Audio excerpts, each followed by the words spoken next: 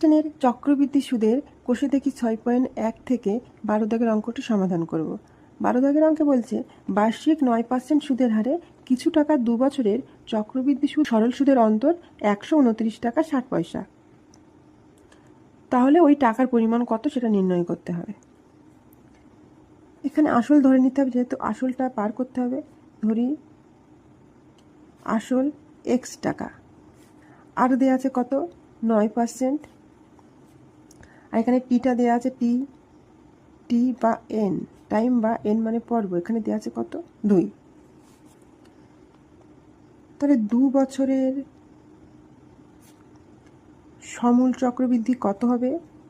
সমূল চক্রবৃদ্ধি এখান থেকে পাবো কি P into 1 plus R by 100 তার হোল স্কোয়ার। পি এর মান এক্স, 1 প্লাস এখানে হবে 9/100 তার বর্গ। এখান থেকে পাবো 109/100 তার হোল স্কোয়ার